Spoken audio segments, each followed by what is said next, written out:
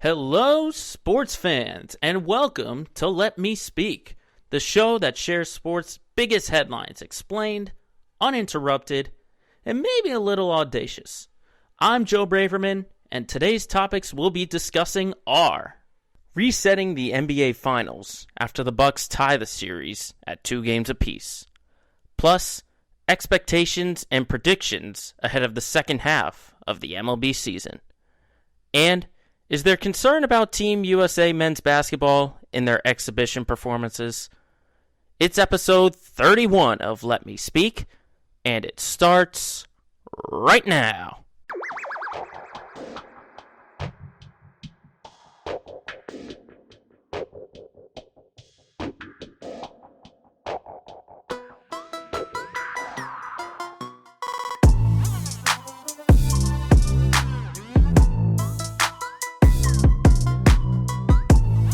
And we are live here on Thursday, July 15, 2021. Welcome to the 31st episode of Let Me Speak. It's been absolutely crazy. I'm still getting wedding post vibes, still a little bit crazy, but we're still getting back into the thick of things. Summer's heating up. It's a little sticky out there right now, a little hot, but we're making the best of it. And so is the sports world, because normally, I was telling my dad this a few days ago, that normally at this time, we'd only be worrying about baseball. Baseball's the only thing, but there's still so much going on. There's the Olympics, along with baseball, the NBA's still going, and that's where we're going to start, is right there in the NBA, because the finals just got a little bit more interesting after last night's Game 4, with Milwaukee sweeping both games at home in their home court and evening up this series at 2-2. And I gotta say, Game 4 last night was, without a doubt, the most entertaining game of this finals so far, because it's been a lot of blowouts, a lot of one-sided affairs, especially in the second half. Those 2 games in Phoenix where the Suns pulled away, and then obviously in Game 3 in Milwaukee where the Bucks absolutely took control basically from start to finish. But what I've been noticing in these last 2 games, since the series shifted to Milwaukee, Wisconsin, is that Phoenix is in trouble with their fouling. That's the biggest thing I see for the Suns right now, is that foul trouble has been hurting them. You look at Game 3, DeAndre Ayton had to come out of the game with early foul trouble, which means Phoenix basically had no size. It allowed Milwaukee to attack with their big guys into the paint, the type of strategy that everyone thinks Milwaukee should be doing night after night after night, instead of just chucking up threes. And then obviously last night in Game 4, with Devin Booker being in foul trouble for much of the second half, he had to sit on the bench with 5 fouls, which, by the way, I will say, that drive by Drew Holiday, I believe, where Booker wrapped him up, that should have been a foul. He should have fouled out right then and there. And if Phoenix had won that game last night, that would be the talk of today. And today, when you look at every single sports network, podcast, etc., they would be saying that Phoenix won that game because Booker stayed in after a blatant missed call of a foul, because that was a foul clear as day. That might even be worse than that NFL referee during the Saints-Rams NFC Championship game, but that's a topic for another time. Back onto the foul trouble. The foul trouble has been hurting, and Devin Booker obviously last night scoring 42 points. Most of that was limited because he had to sit on the bench with foul trouble. He had to sit out the first part of the third quarter, I remember, with 4 fouls. He goes back in, he picks up 5 fouls, and he's off the floor for maybe 4 minutes. But I gotta say, even with Booker on the floor, Milwaukee was able to take over and still continue to rein in the offense, especially from Chris Middleton. I mean, Middleton, I will say, after this postseason, this particular postseason, up until that point, he has been regarded, at least what I think other people have thought, as the most underrated player in the NBA. I mean, this guy is a 2-time All-Star, and he is a great secondary option to the reigning 2-time MVP. I mean, 40 points last night, 15 of 33, 3 of 8 from 3. He was hanging on. He was hanging on to Devin Booker. And obviously, the rest of the Milwaukee offense was struggling a little bit. Drew Holiday only put up 13 points on 4 of 20 shooting. Brook Lopez had 14. PJ Tucker didn't even score. He took one shot attempt.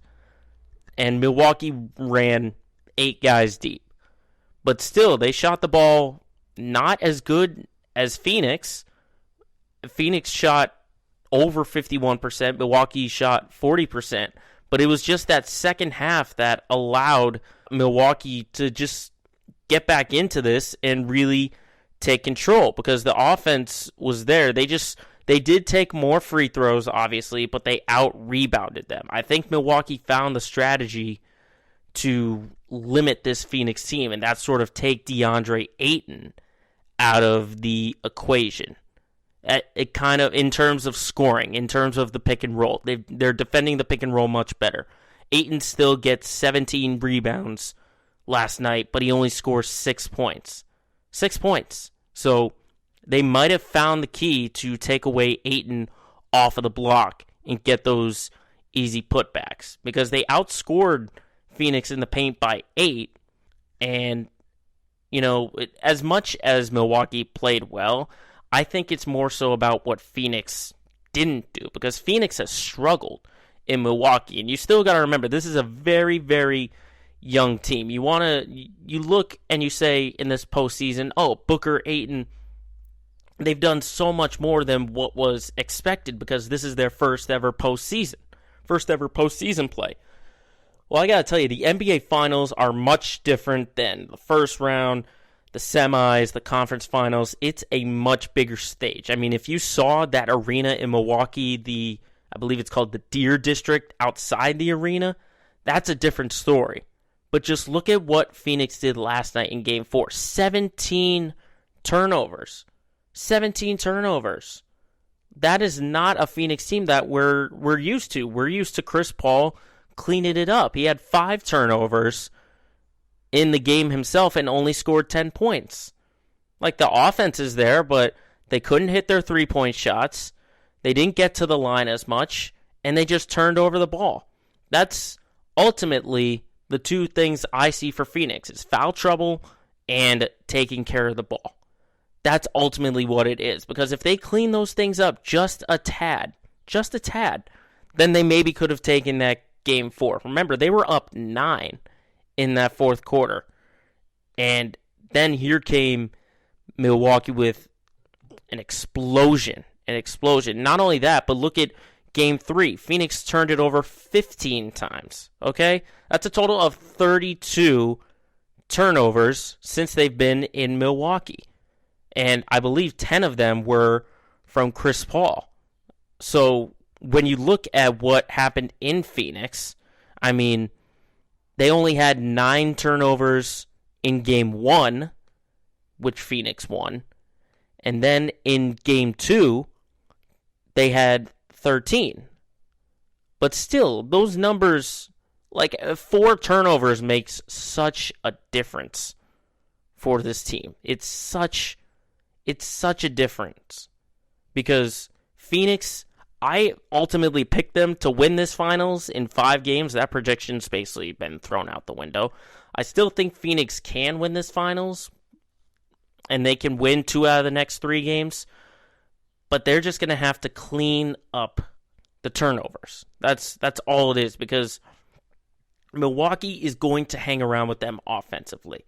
They are going to hang around, whether it's Middleton having another great shooting night, whether Drew Holiday picks up the slack, or whether Giannis Antetokounmpo takes over the game like he did in Game 2 and in Game 3, where he got over 40 points.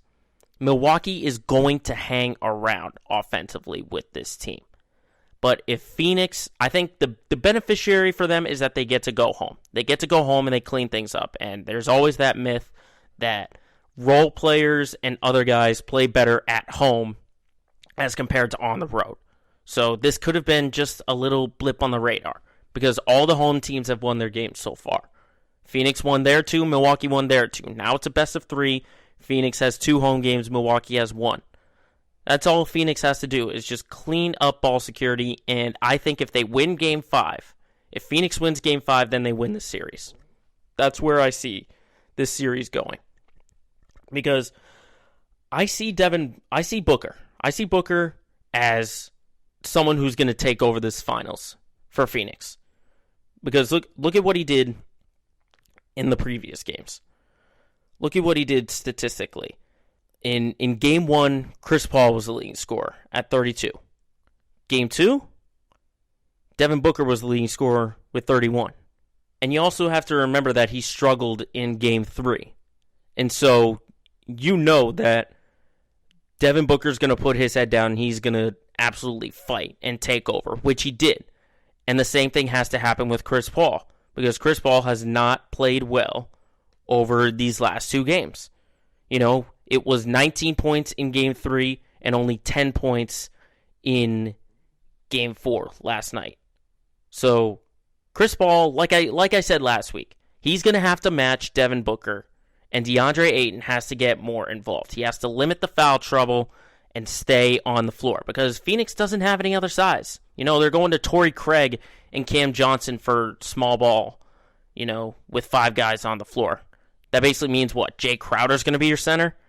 When you have guys like Antetokounmpo and Middleton and Lopez, Portis and Tucker, I don't know if I trust those guys to be your small ball center.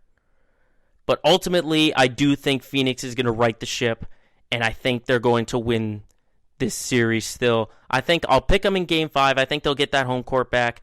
And ultimately, I kind of think that this will go 7 games. I think Milwaukee is a very good home team. And there are some times, you know, again, you question in this postseason the strategy from Coach Bud, Coach Mike Budenholzer, with all his defensive strategies and stuff like that. It's a lot of inconsistency. There's one thing certain you're going to get out of this Phoenix team, and that is they will bounce back. They always bounce back from these kind of losses, especially in this postseason. So I'm going to stick to my guns. I'm going to stick with Phoenix. I think they win this in 7 games instead. I initially said 5, but if I had to make a secondary pick, I would say Phoenix wins it in 7 games. I think this series does go the distance, and I ultimately think Chris Paul will get that ring. It's almost like a destiny sort of thing. You know, Milwaukee, they had their fun, but what do they do when they have to go on the road, head to the Valley of the Sun, in Phoenix, Arizona, in that crazy home crowd? I mean, if Milwaukee's crowd was crazy, look back at Game 1 and Game 2. Phoenix was just as, if not more, energetic. So I will continue to ride with the Suns, but regardless of what happens, I am looking forward to a very entertaining Game 5 in the next few days. Follow that up with a very entertaining Game 6. But all I know is for certain that by this time next week, we're going to be discussing how the Phoenix Suns or the Milwaukee Bucks were able to ride out this series and win the NBA championship.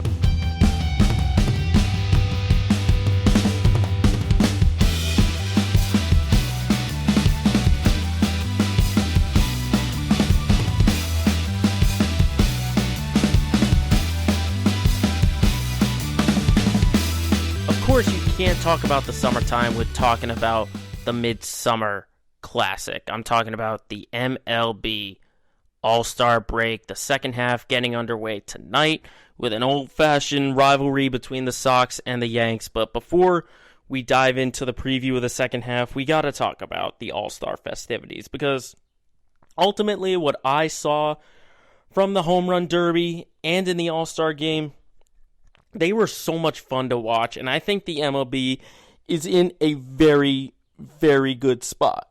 When you look at the amount of star power, the young stars that are taking over this game.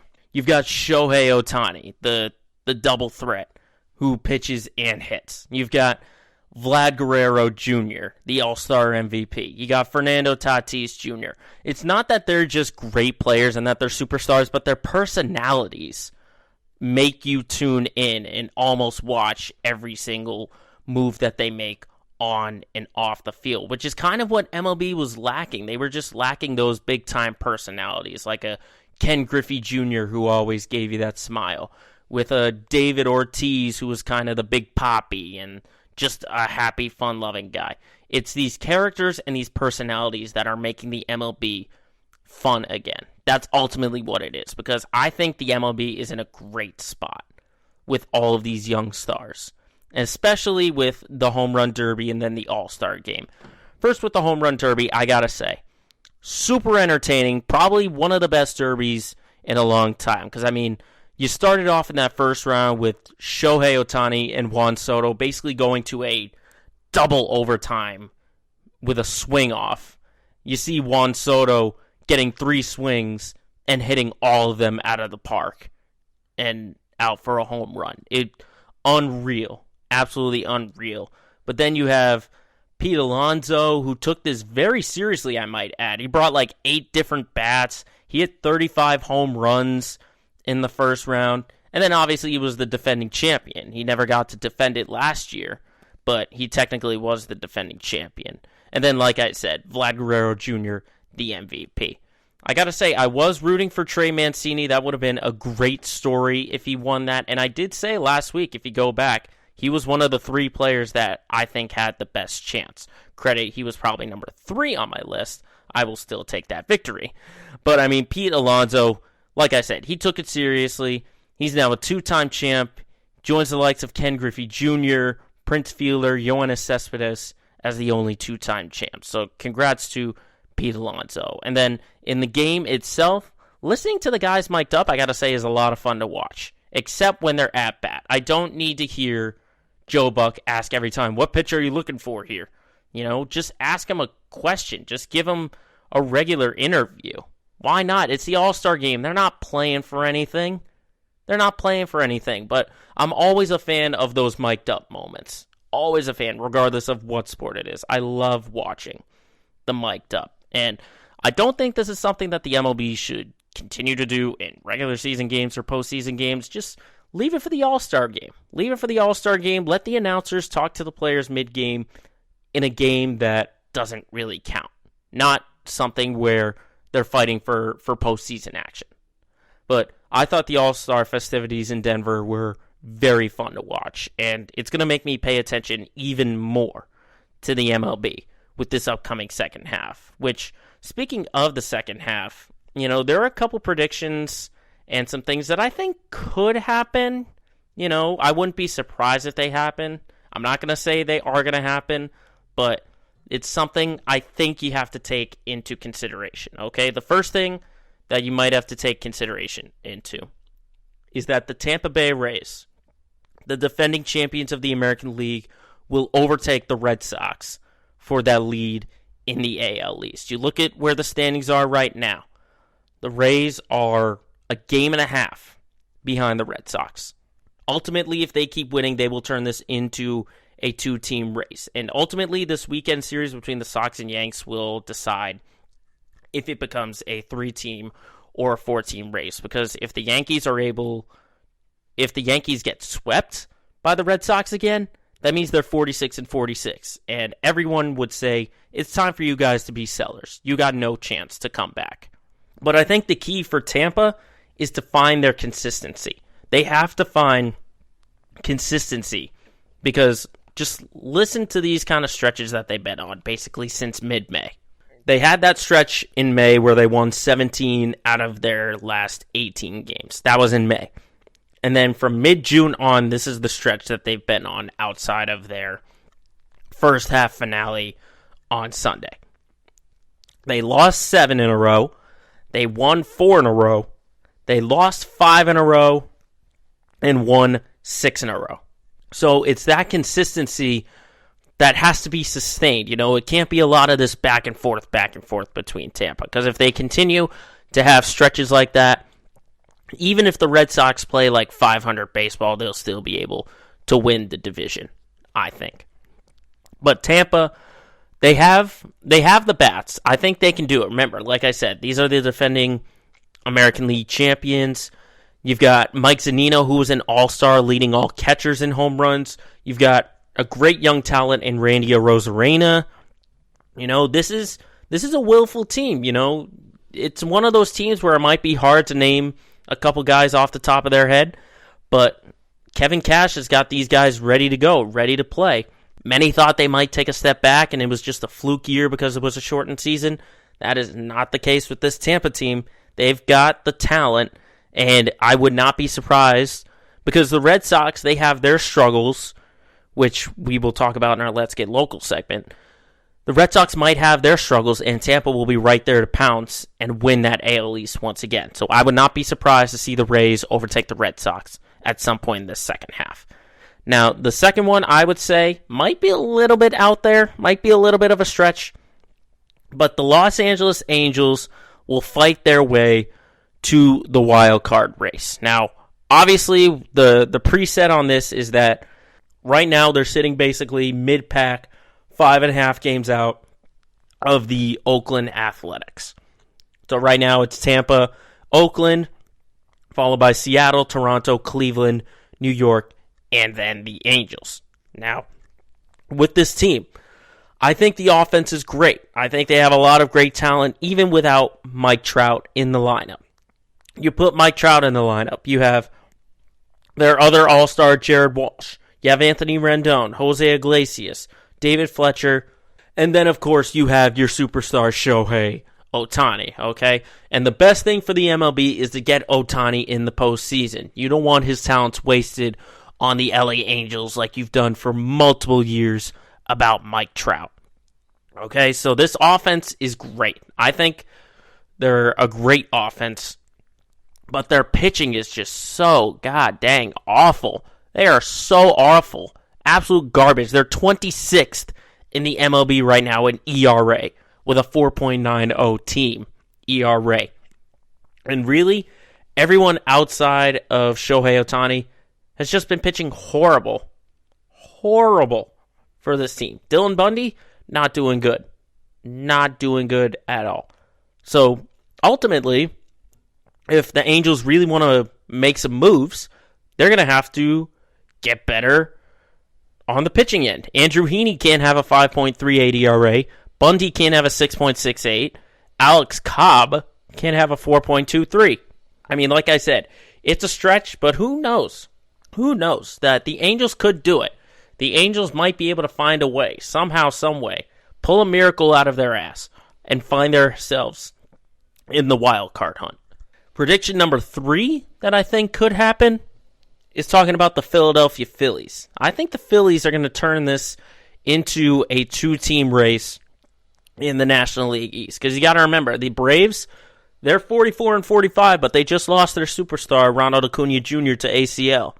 The Nationals aren't where they should be. The Marlins, what can you say about the Marlins?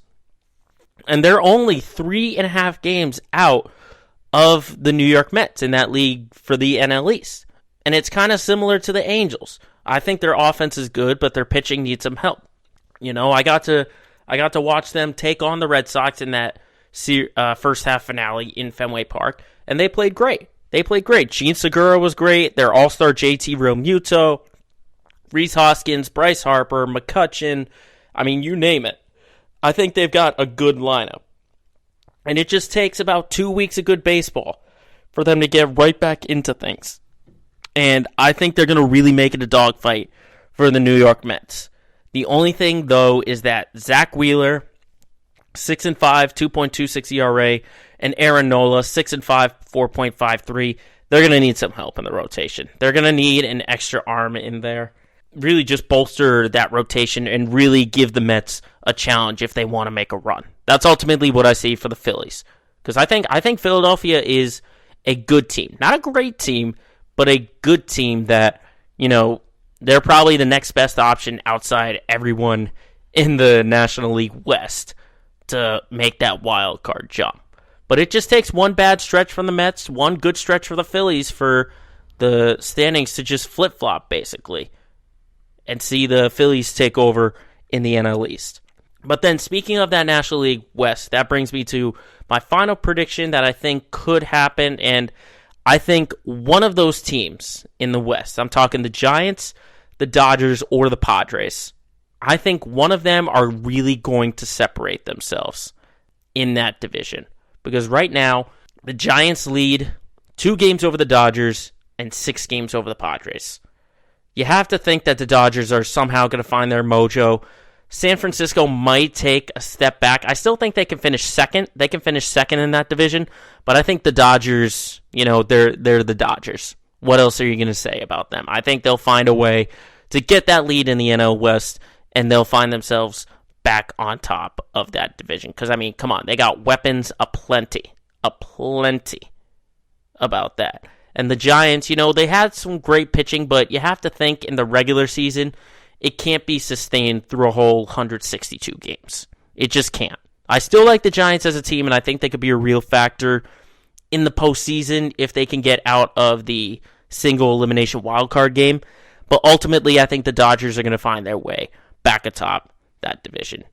But the second half of the season is just about to get underway. There's still going to be a whole 2.5 months of baseball to play. So that just means anything in the MLB can happen.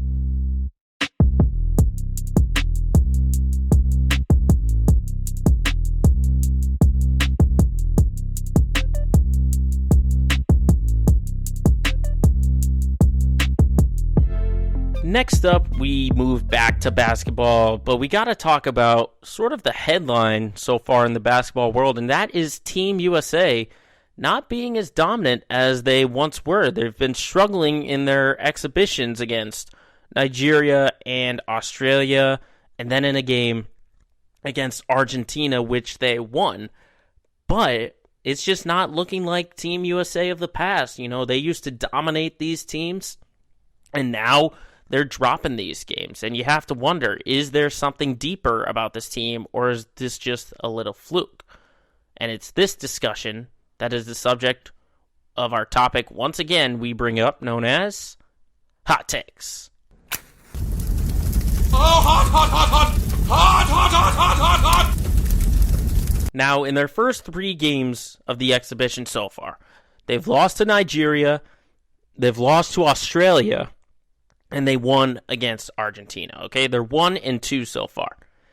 And in exhibition games of the past, going back to when NBA players could be starting back into it, going back to like 1992, I want to say that Team USA hasn't lost an exhibition game at all. I don't think they've lost anything at all. They've had dominant performances against a team like Nigeria. I think they won by like over 50 the last time they played them. And then Australia, they beat them by like 40 or something like that in the past.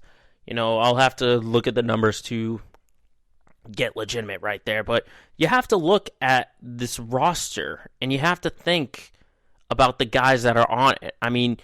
Bradley Beal, Kevin Durant, Zach LaVine, Damian Lillard, and Jason Tatum.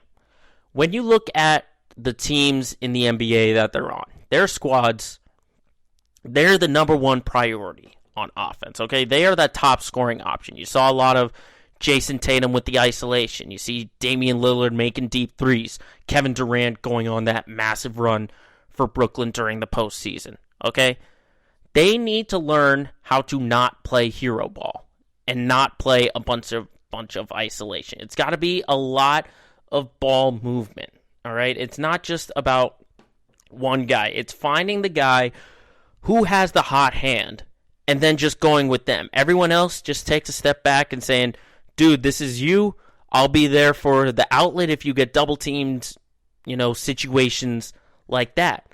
I don't know if these guys can do that. I don't think that they're going to be able to do that. I think they can try, but I don't know if they're going to be committed. You have guys who are so ball dominant. You have Bradley Beal, who was nearly the scoring champ. You have Kevin Durant, who was basically all of Brooklyn's offense in that series against Milwaukee. Jason Tatum was the only guy standing who wasn't hurt for that Celtics team. So those guys, I don't know if they can take the step back and play team basketball. The good thing is, though, you have guys like Draymond Green, like Kevin Love, and Bam Adebayo, who sort of know their roles and know that they don't have to be the number one option on offense. They can be defenders, they can be playmakers, they can be a presence in the paint. That's a good thing, is that those guys know their role already, and they know why they were brought on that team. All right, with the other guys, You're basically saying, let's see, we've got about 5 or 6 teams in this NBA. Let's take the top scorer out of all of them and put them on the same team. We don't know if they can do that, all right? So it's still going to take a ton of time for this Team USA to really mesh and become a team and find the strategy that works. Now, obviously, it's a new coaching regime. It was Coach K, Mike Krzyzewski, for a long time, and now Greg Popovich. This is going to be his first Olympics as a head coach. So it's going to be a very different strategy and a very different approach. But I think Popovich is one of those guys. He's well respected. I think he knows how to get a handle of his players. I don't really like how he's been treating the media with those losses. Just saying, kind of just dismissing them, saying, we lost. These are just exhibitions, That's ultimately what I think is going to be crucial is, can Greg Popovich find each player their role? That's ultimately what I'm going to see. Can Popovich find a role for each of those 12 guys? Some of them might not even play, on the back half, 11 or 12. Or some guys might have to be 10-point scorers instead of 20-point scorers. It's not only the players taking that step back from what they once were, but it's also the coaching for Greg Popovich. And he's got some great assistants as well. He's got Steve Kerr. He's got Jay Wright. He's got a lot of great coaching behind him as well for his assistants. They'll all come up and they'll find a plan, hopefully. But in terms of the players, if they're going to be committed, I don't know if they're going to do that, because I think that third game against Argentina, which they won, they kind of looked themselves in the mirror saying, you know what, we can't just be lackadaisical like we have in the past with these games, because the USA has won the last 3 Olympic gold medals in men's basketball. But this was a team who had LeBron James, Kobe Bryant, Dwayne Wade, Carmelo Anthony. They had Kevin Durant as well. They had Chris Paul. They had these guys who were, friends with each other and well experienced. You don't have that with this team. It's a lot of first-time Olympians, outside of maybe Kevin Love or Kevin Durant. That's ultimately what it's going to be. How are these players going to adapt to the Olympic lifestyle? In these exhibitions, there's a reason they're called exhibitions, because they don't count. And maybe the players say, it's an exhibition, so I guess I don't have to try as hard. That is not the case, especially in this era of basketball talent, because basketball talent is getting better all throughout the world. All throughout the world. And Team USA is not going to be steamrolling their opponents in the past. And there's more international players who are playing or have played in the NBA more than ever, especially in this Olympics. Team Australia, who they played a few nights ago, Patty Mills, Joe Ingles, Aaron Baines, Matthew Dellavedova, Matisse Thybulle, and Dante Exum. They're all key points in the NBA, or they were at one point or another.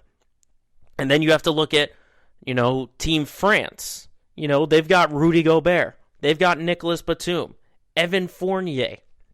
Again, very talented NBA players. You're going to be facing Luka Doncic in Team Slovenia. Look at Team Nigeria. They have, I'm doing right now, 8 NBA players. And then finally Team Spain, Marc Gasol, Ricky Rubio, Pau Gasol. All right, so the talent in the international world is deeper than ever. Deeper than ever. So it's not also the fact that the Team USA is struggling, it's that the international talent is getting that much better. That much better. And I don't think it's going to be easy for Team USA. I still think they're going to be able to right the ship, hopefully. I think these players are going to take it seriously, but, there's plenty of reason to have doubt. There's plenty of reason to doubt that Team USA can do it after these exhibition performances. It's going to be, maybe during that first game in the Olympics or game 2 in the Olympics, when Olympic play gets started, how do they play? Are they going to win by 40? Are they going to win by 50? Are they going to even win by 30 like Team USA did in the past? It's hard to say, but I think there is reason to be worried. But me personally, I'll still put my confidence in Team USA to come out with the gold medal. But it's a good thing that Team USA gets these exhibitions, because if they were basically right in the Olympics without any time to warm up, then they would be screwed. They would have no shot at getting any kind of medal, not even the bronze. So ultimately, Team USA, you got to play some team basketball. Coach Pop and the rest of the crew, you got to find their roles and just limit the deep international talent pool. But if Team USA continues to struggle than where they do, then this could be a very interesting men's basketball tournament coming up during the Tokyo Olympics.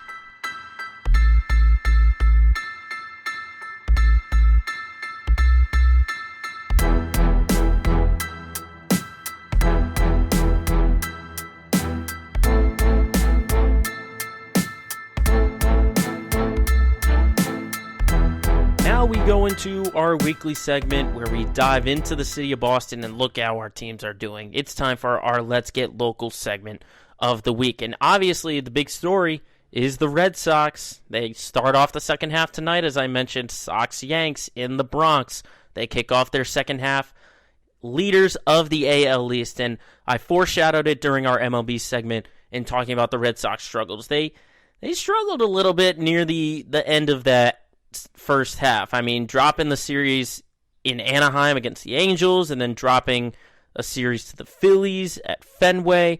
But, they could be getting a boost starting tonight, because we now know that Jarren Duran, the hyped prospect down there, along with Tanner Houck, is getting called up, and they're going to be here during the Yankees series, during the 4-game series. And I got to say, there's a lot of hype about Duran, especially I got to see him a little bit in spring training.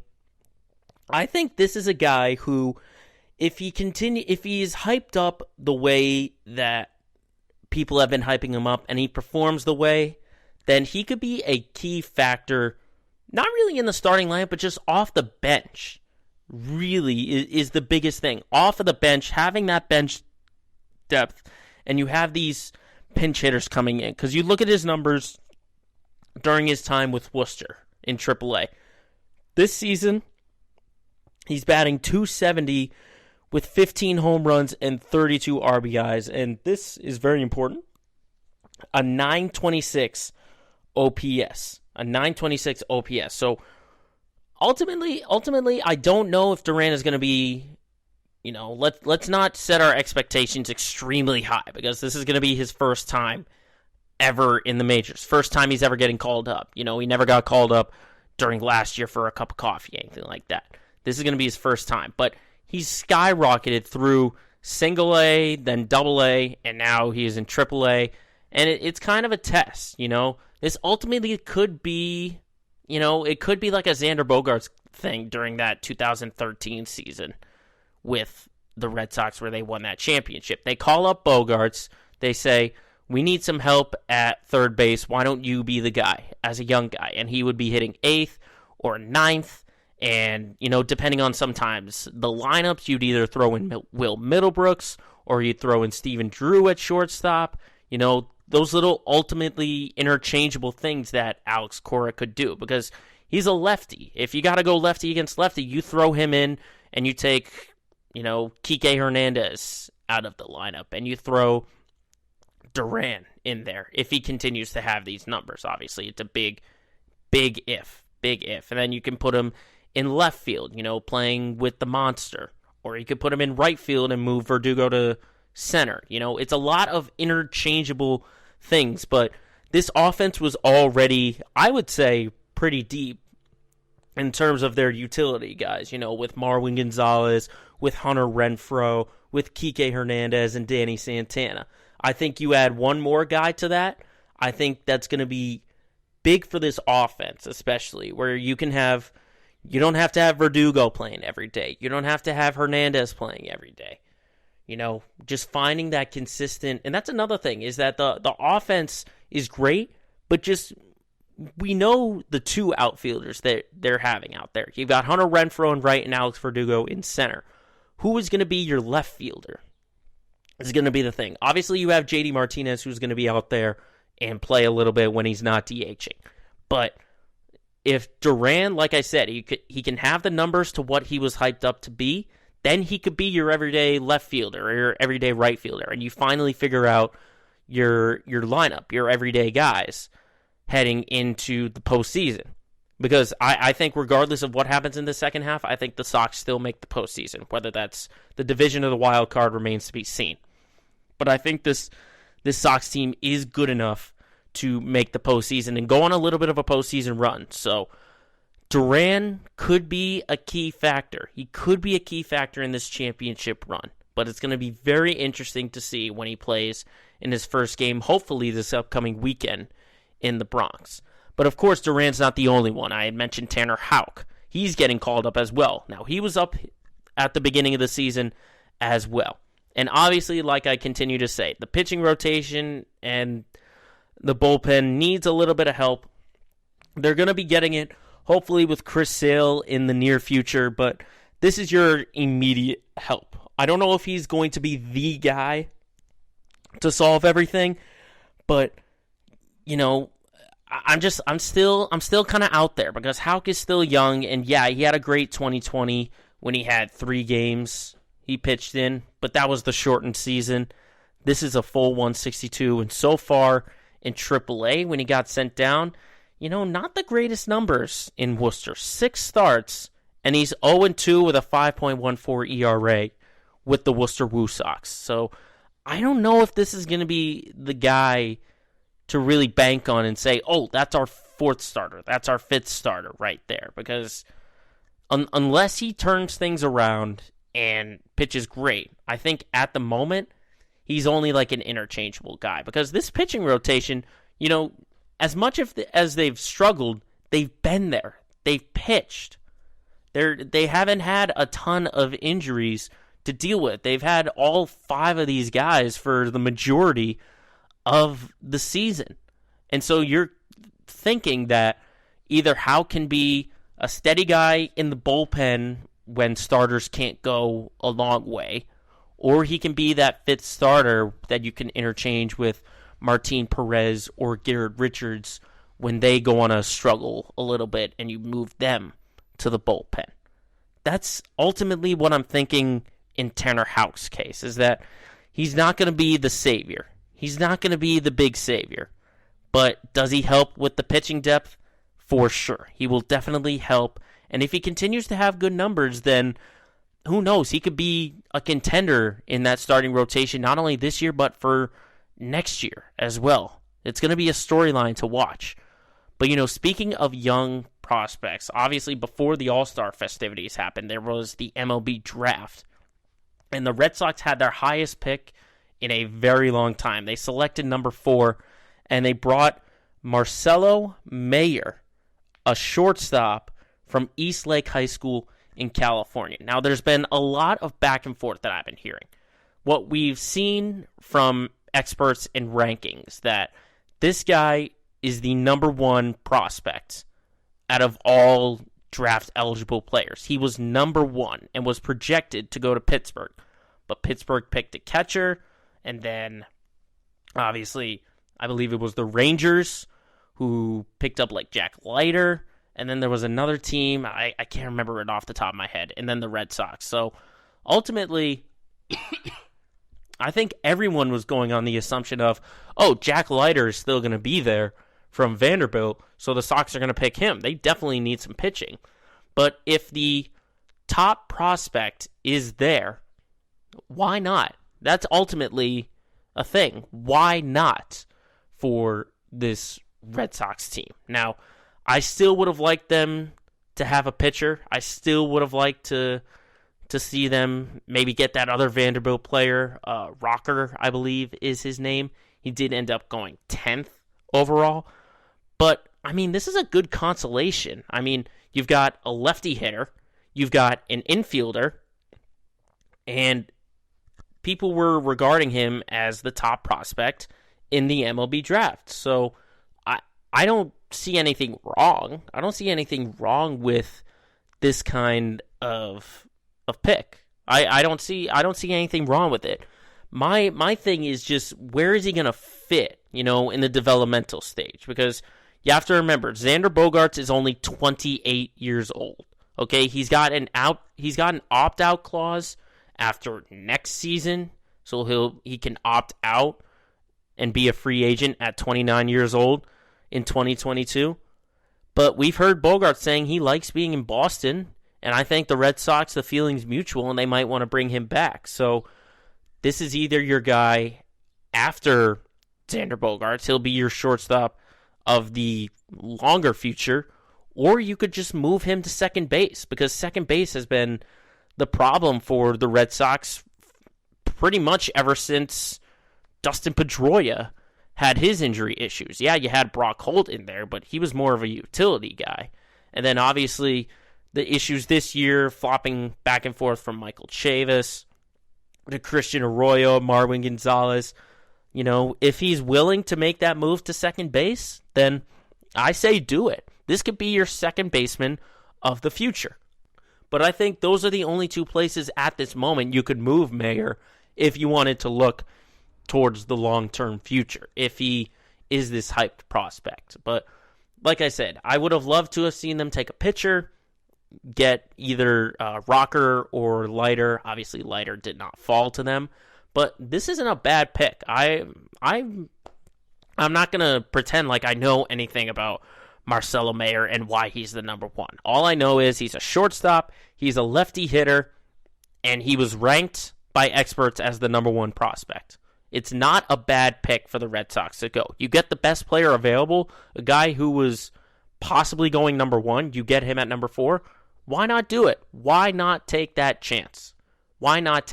So that's ultimately what I see from the Red Sox. From a season standpoint in this year in 2021, I say that it's still a postseason team. I think they make the postseason. They either are going to win the division or get that first wild card spot. That's ultimately what I think. And I think their biggest test is going to be against Tampa. But you can't overlook Toronto, because this Toronto team plays others tough. So that could be very important, is all these Toronto and Tampa series that they have upcoming in the second half. Those are going to be the games you have to circle. And all you got to do is win 2 out of 4 or 3 out of 4, and boom, you knock out the Yankees. That would be so much fun if you are a Red Sox fan. But it'll be fun to see what happens in the second half starting tonight when they take on the New York Yankees. But the last thing in our Let's Get Local segment has to be the comments that former Patriot Cassius Marsh made just recently. Now, for those of you saying, who is Cassius Marsh? This is a dude who's been on 9 different teams in about 5 seasons and only spent 9 games in New England. And he does not like the style that Patriots coaches, especially Bill Belichick, had. He said at one point that you only get... he had to go get his food, crush it up, put it in a cup, because they didn't get any lunch breaks. Okay, this is a dude who says it's not fun in New England. You don't get to play fun in New England. Okay, first off, who is this dude? All right? This would be more important if a guy like Tom Brady or Julian Edelman or any significant Patriot had said. This would be way more important. This is nothing. And also, everyone knows you don't play or have fun when you're with New England. New England has one of the hardest work ethics among all franchises in sports in recent memory. And Bill Belichick isn't a guy who's going to try and be your best friend. He'll build a great relationship, but you guys aren't going to go to the movies in the off season. That's not the case. All right? And I love this story that I believe Giants head coach Joe Judge, who was with the Patriots at the time of Julian Edelman, Marsh had said comments similar, and Edelman wrote on the whiteboard, winning is fun. Okay? That's how you have fun, is when you're winning. All right? Everyone knows that this isn't a fun Patriots team. This is a team that's dedicated to winning championships. And so far it's worked. And, New England isn't for everybody. If you want to have fun, go be a head coach in Seattle, where Pete Carroll is basically best friends with everyone on the team and gets giddy about a first down like a little girl. Or go to Sean McVay, who's a young guy, where you can relate to him. Don't come to New England and then after playing only 9 games say, oh, I didn't like it here. Because you barely even played, all right? So Cassius Marsh, I'm not even worried about his comments. But someone's comments I am not worried but interested about was Cam Newton. Earlier this morning, he said on one of ESPN's talk shows, he said this year is put up or shut up. And I could not agree with him more. Because if he puts up the numbers, then he's going to continue to be the Patriots' starting quarterback. If he's going to get shut up and he struggles, that means he goes to the bench and Mac Jones gets in there. And you're stuck on the bench for the rest of your career. That's ultimately what it is. So I think Cam Newton is so right about put up or shut up time this upcoming year for him. Because like I said, if he puts up, he's going to be the quarterback for this Patriots team. If he doesn't, he shuts up and sits on the bench. That's ultimately what Cam Newton thinks. And I like that he has that sort of self-reflecting thing on him. He hears all the news outlets. He sees everyone talking about Mac Jones being the future. But Cam Newton wants to be the future. Don't think that for a second. He wants to be the future, and he wants to be this Patriots starting quarterback. But, training camp is still a couple of weeks away, and it's only a matter of time till Cam Newton, in his own words, either puts up or shuts up.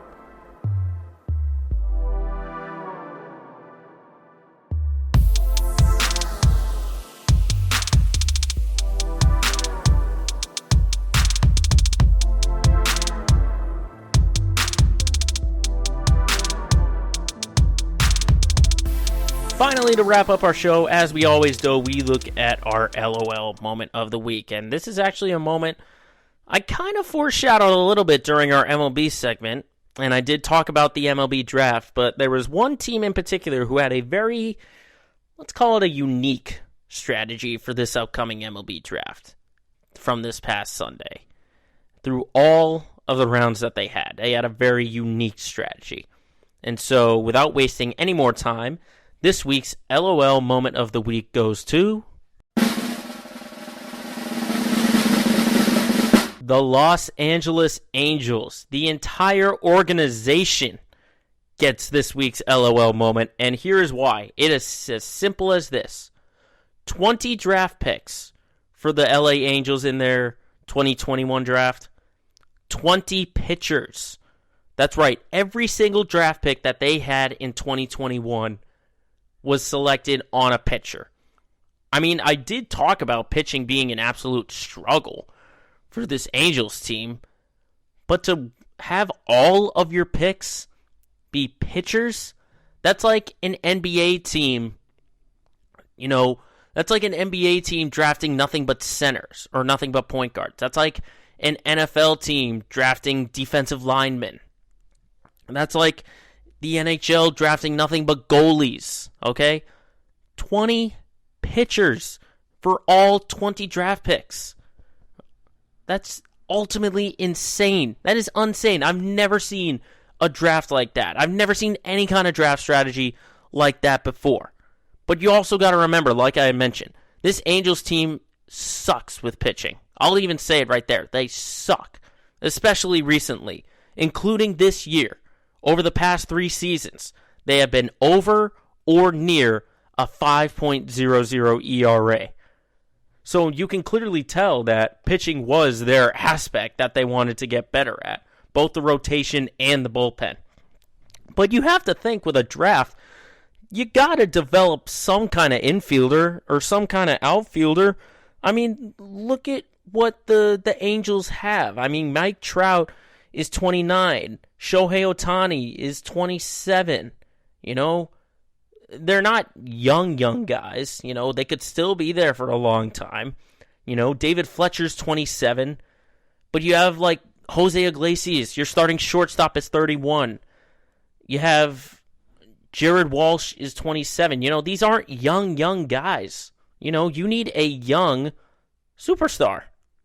You need a young guy that you can develop. And you can't do that with all pitchers. You can't. You just can't do that. I don't know what the Angels are doing. But then again, this was an Angels team that signed an over 30-year-old Albert Pujols to a 10-year, $200 million deal. I think it was $200 million deal, but they signed him for 10 years, okay? They signed Josh Hamilton to a 5-year deal and pay him about $150 million or something like that. This is a team that wasted $400 million on Mike Trout. I shouldn't say wasted because he's earned that money, but they wasted all of his good years, all right? Mike Trout's only been to the postseason one time. I think it's been one time, once or twice. He has not been able to showcase why he's the best 5-tool player possibly in the entire game. This is a joke franchise. This is a joke franchise. The fact that they spend all of their draft picks and all of this money on wasted guys, it doesn't make any sense. It does not make any sense. So, am I surprised that the Angels made this sort of strategy? No, not at all. Would I ever see it or ever expect it? Hell no. Who wastes all 20 draft picks? Let's also keep that in mind. 20 picks. 20 picks. You have some teams, like in the NBA, you only get like maybe 2 or 3. In the NFL, you get probably 7 or 8 or something like that. These guys had 20 chances to get someone other than a pitcher, and they wasted all on pitchers. Now, if, maybe half of them develop into key guys that you can build for the future, then maybe we won't question it. But still, you might have like 15 pitchers and 5 other positions, but every single pick was on an arm, a lefty arm or a righty arm. That's crazy. Absolutely crazy. And it's one of those LOLs that you're just baffled that makes you laugh. That's why the LA Angels, for taking nothing but pitchers in this year's MLB draft, lands them into this week's LOL Moment of the Week.